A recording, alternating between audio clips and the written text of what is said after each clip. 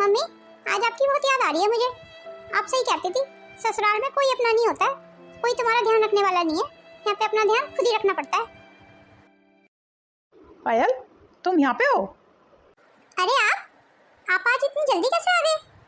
जल्दी आके मैंने देख लिया ना कि तुम पूरे दिन आराम ही करती हो। इसका मतलब कहना क्या चाहते हो? मतलब ये है कि तुम यहाँ आराम कर रही हो और वहाँ किचन में माँ और तुलसी दोनों काम कर रही हैं। पर मैं तो अभी किचन का सारा काम खत्म करके आई हूँ। तुम्हारा कहने का मतलब है कि मैं झूठ बोल रहा हूँ? तो इसमें इतना गुस्से की क्या बात है?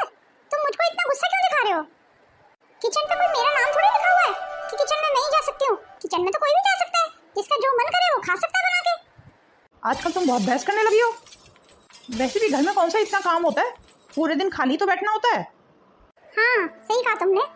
पूरे दिन काम ही क्या होता है घर पे? सब लोग तो सुनाते ही रहते हैं मुझे घर में। आज तुम बच्चे थे, तुमने भी वो कसर पूरी कर दी। शादी से पहले मैंने तुमसे एक ही शर्त रखी थी कि बस मेरी माँ की पूरी सेवा करना, और तुम वो भी नहीं कर पाई। कई बार तो मुझे ऐसे लगता है तुमसे शादी करके मैंने कोई गलती कर दी। ये तुमने क्या कह दिया? मैंने बस यही चाहा ना तुमसे कि तुम माँ की सेवा करो, माँ की देखभाल करो। अपनी तरफ से मैं पूरी माँ की देखभाल कर रही हूँ। अब मुझे ये नहीं पता कि माँ जी किचन में इस टाइम क्या कर रही हैं, और मुझे ये समझ नहीं आ रहा कि तुम मुझसे इस तरीके से बात क्यों कर रहे हो। पता नहीं क्यों मुझे ऐसे लगने लगा है कि हम दोनों एक साथ नहीं रह सकते। और तुम्हें अपनी माँ की इतनी फिक्र है तो जाओ किचन में और उनका हाथ बटा दो। बस करो पायल। तुम दोनों ने फिर से झगड़ा शुरू कर दिया। अभी तुम्हारी शादी को हुए 6 महीने नहीं हुए और तुम जब देखो झगड़ते ही रहते हो। राघव, जा, तेरी माँ तुझे बुला रही है। दादी माँ, मुझे ऐसे लगता है मैं और राघव एक साथ नहीं रह सकते। इसलिए मुझे ऐसे लगता है कि समय रहते ही हम दोनों को अलग हो जाना चाहिए। इसलिए दादी माँ, मैंने फैसला किया है कि मैं राघव को तलाक दे दूंगी। नहीं पायल बेटा, ऐसा कभी गलती से सोचना भी मत। तो आप ही बताइए दादी माँ, मैं क्या करूँ? राघव तो मुझसे सीधे मुंह बात भी नहीं करते हैं। देख पायल बेटा, तुझे तो पता है ना तेरी दादी मेरी इतनी अच्छी दोस्त है। इसी बात का तो दुख है ना दादी माँ मुझे, कि आप इस घर का माहौल पहले से जानती थी, फिर भी आपने मेरी शादी इस घर में होने दी। आपने ऐसा क्यों किया दादी माँ मेरे साथ? तेरे को इस घर में लाने का मेरा एक मकसद था। कैसा मकसद दादी माँ? शायद आज वो समय आ गया है कि मैं तुझे उस सच्चाई से अवगत करा दूं। आप किस सच्चाई की बात कर रही हैं दादी माँ? मैं कुछ समझी नहीं। तुझे पता है मेरा राघव अनपढ़ क्यों है? क्यों कभी वो स्कूल नहीं जा पाया? क्यों वो हमेशा अपने माँ के पल्लू से बंधा रहता है? उसे दुनिया में और कोई नहीं चाहिए अपनी माँ के अलावा। तो मैं तुझे आज इसकी असली वजह बताने जा रही हूँ। तेरी सास राघव की सौतेली माँ है। ये आप क्या कह रही हैं दादी माँ? मतलब मेरी सास राघव की सौतेली माँ? कैसे? हाँ, बिल्कुल ठीक सुना तूने। तेरे ससुर की पहली पत्नी मतलब राघव की असली माँ, वो राघव को जन्म देने के बाद मर गई थी। क्योंकि राघव बहुत छोटा था, इसलिए तेरे ससुर की हम लोगों ने दूसरी शादी करा दी, ये सोच के कि राघव को माँ मिल जाएगी। पर हमें क्या मालूम था कि वो माया यहाँ आके इस घर पे पूरा माया जाल फैला देगी। क्या मतलब दादी माँ? क्या किया सासू माँ ने? सबसे पहले तो उसने राघव का स्कूल जाना बंद करा दिया। पर दादी माँ, ससुर जी ने ऐसे कैसे होने दिया? तेरा ससुर तो यहाँ रहता ही नहीं था, वो अक्सर व्यापार के काम से बाहर ही रहता था। और समाज के डर से माया ने एक ट्यूशन टीचर की व्यवस्था कर ली जो घर पे ही राघव को पढ़ाने आता था। उस ट्यूशन टीचर ने माया की सांठ-गांठ से मिलके राघव को कुछ पढ़ना लिखना नहीं सिखाया, यहाँ तक कि गणित का जोड़ घटा भी उसे बिल्कुल नहीं सिखाया, ताकि वो बड़ा होके इस बिजनेस का हिसाब किताब ना सीख पाए और सिर्फ माया के इशारों पे ही नाचता रहे। जो माया बोल दे वही सब सही है बस। और आज स्थिति ये है कि अगर माया दिन बोल दे तो राघव दिन बोलता है, और अगर माया रात बोल दे तो राघव भी रात बोलता है। मैं जानती थी पायल, तू बहुत समझदार है और बहुत पढ़ी लिखी है, इसीलिए मैं तुझे इस घर में लेके आई। जानती है क्यों? क्यों दादी माँ? ताकि तू इस घर को बर्बाद होने से बचा ले। पर तुझे आज ऐसे हिम्मत हारते हुए देख के मुझे बड़ा बुरा लग रहा है। पायल बेटा, मेरे राघव का साथ कभी मत छोड़ना। मेरा राघव बहुत अच्छा है। इस माया नाम के दलदल से तुझे राघव को बाहर निकालना ही होगा। और तुझे पता है माया के अपने जो असली बच्चे हैं तुलसी और विवेक, हमेशा कोई ना कोई षड्यंत्र रचते रहते हैं। और तुझे पता है विवेक तो एक नंबर का आवारा है, वो पढ़ाई के नाम पे शहर में अय्याशी करता घूमता है। तो क्या दादी माँ इस बात का राघव को पता नहीं है कि विवेक शहर में अय्याशी करता घूमता है? राघव को तो उसकी माँ जैसे बता देती है, राघव उसी बात पे विश्वास करता है। समझ आया, ये सब चल रहा है इस घर में। इसका तो कुछ ना कुछ इलाज करना पड़ेगा दादी माँ।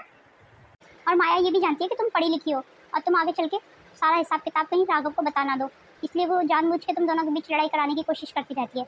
अभी वो जानबूझ के किचन में गई थी ताकि राघव आए और देखे कि तुम आराम कर रही हो और उसकी माँ काम कर रही है। दादी माँ, आपने बहुत अच्छा किया ये सब मुझे बता दिया, नहीं तो अनजाने में मुझसे भी बहुत बड़ी गलती हो जाती। मैं राघव को कितना गलत समझ रही थी। ठीक है पायल बेटा, मैं चलती हूँ। कहीं माया ने हम दोनों को बातें करते हुए देख लिया तो उसे हम दोनों पे शक हो जाएगा। सबसे पहले तो मुझे राघव को मनाना है, आज मैंने उनका कितना दिल दुखा दिया।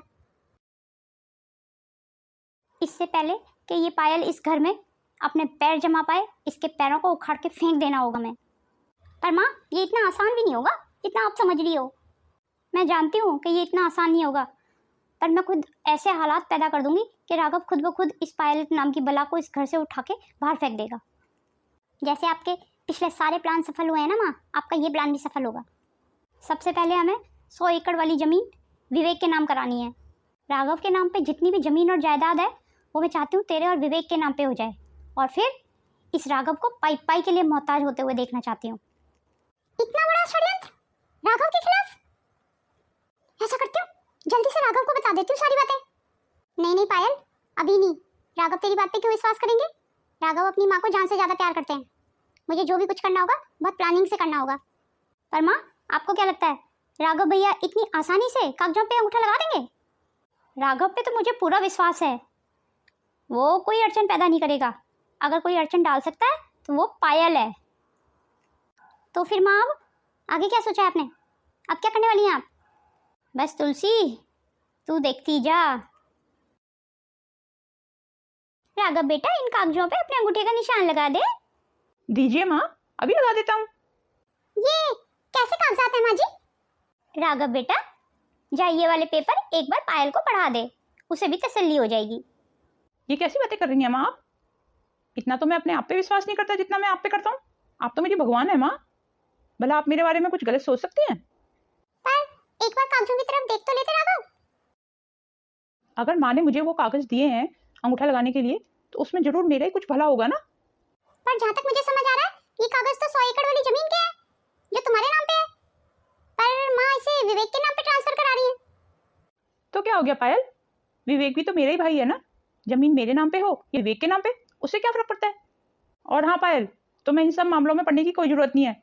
जैसा माँ चाहेंगी वही होगा इस घर में। पायल बेटा, तुझे देख के बहुत बुरा लग रहा है मुझे, तभी मैं तेरे से कहती हूँ मेरे मामले में हस्तक्षेप मत किया कर, नहीं तो उठा के बाहर फेंक दूंगी तेरे को। अरे माँ जी, ज्यादा उछलने की जरूरत नहीं है। ये जमीन भी ना अगर मैंने दोबारा से राघव के नाम पे ना ले ली ना तो मेरा नाम भी पायल नहीं है, समझी माँ जी? ठीक है बहू, मैं तेरा चैलेंज स्वीकार करती हूँ, लेके तो दिखा, मैं भी तो देखती हूँ ना कितना दम है तेरी बाजुओं में। राघव की सारी जमीन जायदाद मैंने अपने दोनों बच्चों के नाम पे ना करा ली ना, मेरा नाम भी माया नहीं। वो दिन अब दूर नहीं कि राघव के सामने आपका असली चेहरा होगा माँ जी, इसलिए सावधान रहिए थोड़ी सी। तू 2 दिन की आई, भला मेरे खिलाफ कर क्या सकती है? बढ़िया ही राघव को मेरे खिलाफ भड़काने वाली।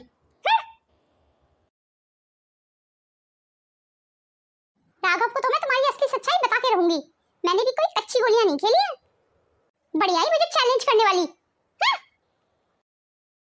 पायल, तुम्हें ऐसे घर का ध्यान रखते हुए देख के ना मुझे बहुत अच्छा लग रहा है। तुम बस ऐसे ही मेरी माँ की देखभाल करती रहो। पता है राघव, मेरी नजर में ना तुम्हारी इज्जत और भी बढ़ गई है। तुम कितना प्यार करते हो अपनी माँ को, अपने भाई बहनों को। तुमसे अच्छा बेटा और भाई तो कोई हो ही नहीं सकता। पर पायल, अभी तो तुम्हें बहुत बुरा लग रहा था कि मैं विवेक के नाम पे जमीन क्यों कर रहा हूँ, पर एकदम से क्या हो गया तुम्हें? वो तो मैं विवेक की भलाई को सोच के ही बोल रही थी, पर अब तुमने कोई फैसला लिया है तो सही लिया होगा ना। क्या मतलब पायल, मैंने विवेक के नाम पे जमीन देके कुछ गलत फैसला ले लिया क्या?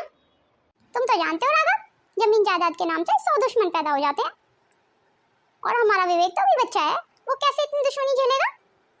हाँ, तुम सही कह रही हो पायल, ये तो मैंने सोचा ही नहीं। नहीं नहीं, मैं अपने भाई के सिर पे कोई भी दुश्मनी नहीं देख सकता। मैं अपनी जमीन वापस ले लूंगा उसके नाम से। ये तो तुम जानो।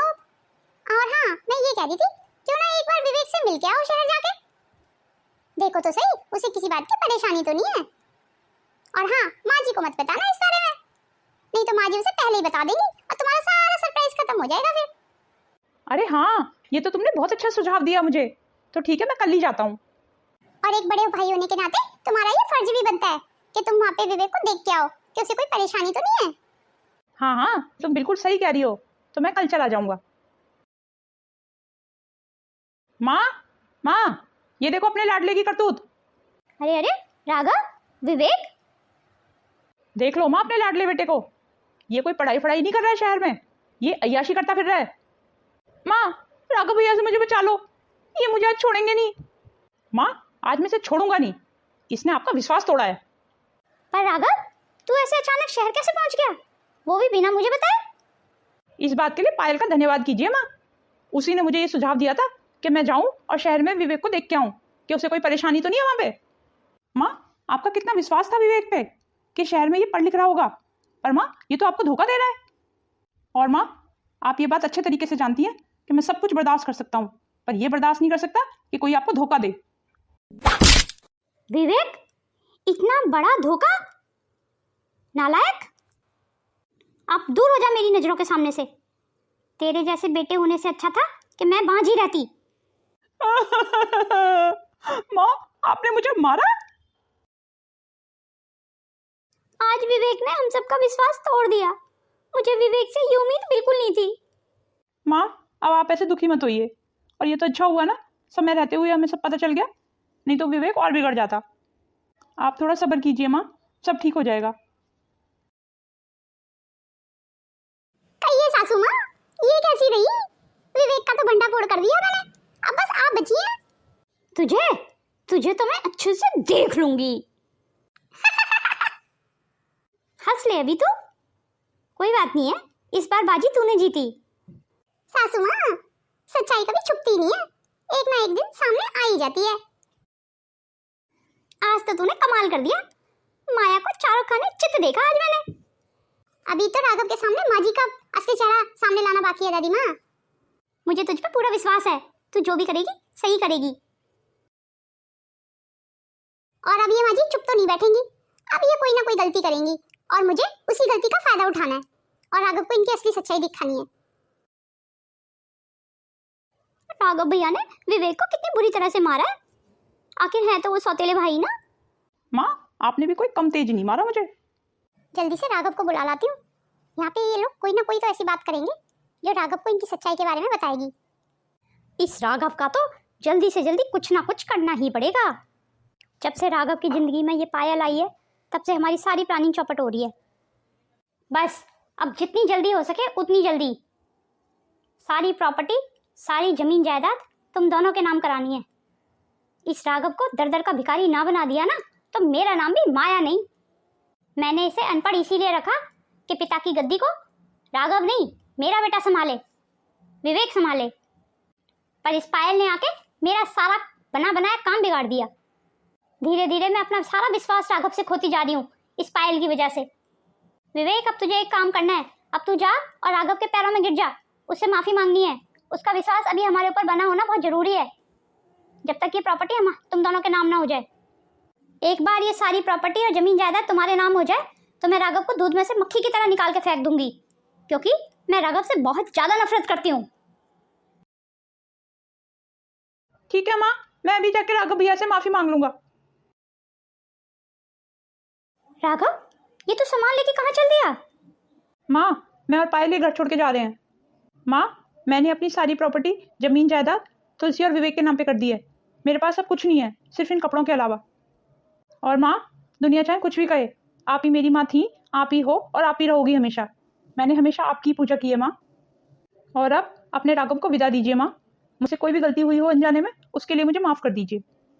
पर राघव बेटा, तू ऐसे घर छोड़ के क्यों जा रहा है? रुको तो सही राघव, रुको। राघव, मेरी बात तो सुनो। ये तो बहुत अच्छा हुआ माँ, आपके गले की हड्डी खुद ब खुद निकल गई। आज तो खुशी मनाने का दिन है माँ, जैसा आप चाहती थी ऐसा हो गया। अब इस सारी जायदाद के मालिक मैं और विवेक हैं। मुझे तो यकीन नहीं हो रहा, मैं कहीं सपना तो नहीं देख रही। सब कुछ इतनी आसानी से कैसे हो गया? ये मेरा गला क्यों सूख रहा है इतना? मैं अभी आती हूँ पानी पी के। मुबारक हो विवेक। तुझे भी मुबारक हो मेरी बहना। जो हम चाहते थे वो हो ही गया आखिरकार। बस अब एक काम और हो जाए। अब क्या करना बाकी बचा है? तेरे दिमाग में अब क्या चल रहा है? अब बस माँ को वृद्धाश्रम छोड़ के आना है। पर इसकी क्या जरूरत है विवेक? क्या भरोसा माँ का, पता नहीं कब उनकी ममता डोल जाए और राघव को वापस ले आए तो सारी प्रॉपर्टी हमारे हाथों से निकल जाएगी। उससे पहले ही माँ का कुछ ना कुछ इंतजाम करना होगा। और वैसे भी माँ के यहाँ रहते हुए हम अपनी ऐशो आराम वाली ज़िंदगी कभी नहीं जी पाएंगे, इसलिए उनका कुछ ना कुछ तो इंतजाम करना ही पड़ेगा। अगर वो यहाँ रहीं तो हमेशा टोका टाकी करती रहेंगी। और तू तो जानती है बहना, मुझे टोका टाकी बिल्कुल पसंद नहीं है। हाँ, क्या तो तू ठीक रहा है विवेक। तो फिर चल, देर किस बात की, माँ को छोड़ आते हैं वृद्धाश्रम में। और अगर कहीं मौका पड़ा तो हम गाड़ी में से उन्हें धक्का मार देंगे और उनका काम तमाम। ये क्या कह रहे हो नालायक हो तुम मेरे खिलाफ ही षड्यंत्र रच रहे हो। विवेक, अब क्या करें? माँ ने तो सब कुछ सुन लिया। अब तो इनका काम यहीं पे तमाम करना पड़ेगा। पकड़ इनको। बचाओ राघव बेटा, मुझे बचा। कहाँ है तू? राघव, इस गांव से बाहर जाने का तुम्हारा मन ही नहीं कर रहा है। क्या सोच रहे हो तुम? अब ऐसे मुझे तो ये समझ नहीं आ रहा है, हम यहाँ से जाएंगे कहाँ? राघव बेटा, मुझे बचा। माँ, आप इस हालत में? राघव बेटा, मुझे बचा ले। विवेक और तुलसी मुझे मारने के लिए आ रहे हैं। ये आप क्या कह रही हो माँ? पर क्यों? क्यों तो मुझे नहीं पता, पर हाँ मैं सच कह रही हूँ, वो दोनों मुझे मारने के लिए इसी तरफ आ रहे हैं। आखिर तुम दोनों ने अपनी नीचता दिखाई दी ना। खबरदार जो मेरी माँ को हाथ भी लगाया। वो हमारी माँ है, हम उनके साथ जो मर्जी करें। तू होता कौन है बोलने वाला? हम सगे बच्चे हैं, तू सौतेला बेटा है उनका। राघव, तूने प्रॉपर्टी का मालिक तो हमें बना दिया, पर बदले में इस मुसीबत को हमारे पास ही छोड़ गया। कौन सी प्रॉपर्टी? कहाँ की प्रॉपर्टी? मैंने कोई प्रॉपर्टी तुम्हारे नाम नहीं की है। ये तुम क्या कह रहे हो? तुमने तो सारी जमीन जायदाद हमारे नाम कर दी थी ना। मैं तो अनजाने में और तुम्हारे प्यार में आके सारी जमीन जायदाद तुम्हारे नाम कर भी देता, पर वो तो पायल का भला हो, उसने मुझे आके रोक दिया। उसने मुझे बताया कि इससे मेरी माँ की जान को खतरा हो सकता है, और मैं वो कोई काम नहीं करूंगा जिससे मेरी माँ की जान को खतरा हो। समझे तुम? इसलिए मेरे प्यारे बहन भाइयों, अब तुम यहाँ से जा सकते हो और इस गलत फहमी में मत रहना। मैंने कोई प्रॉपर्टी तुम्हारे नाम नहीं की है। भला मेरे होते हुए मैं अपनी माँ को किसी मुसीबत में डाल सकता हूँ? ऐसा कभी हो सकता है? मैं तो तुझसे माफी मांगने के लायक भी नहीं हूँ राघव। मैं तो अपने बुने हुए जाल में खुद ही फंस गई। जिंदगी भर मैंने तुझसे बैर रख के, तुझसे नफरत करके मैंने माँ शब्द का अपमान किया है। मैं माता नहीं, कुमाता हूँ। आप ऐसे मत बोलिए माँ। आपने मुझे बेटा माना हो या नहीं, मैंने हमेशा आपको ही अपनी माँ माना। मेरा स्वर्ग तो इन्हीं चरणों में है माँ। अब माँ बेटे का लाड प्यार खत्म हो गया हो तो इन दोनों का भी तो सोचो। इन दोनों का भी तो अभी कुछ करना बाकी है। हाँ तो माँ, अब आप बताइए क्या किया जाए इन दोनों का? इन्हें मार दिया जाए या छोड़ दिया जाए? भागो!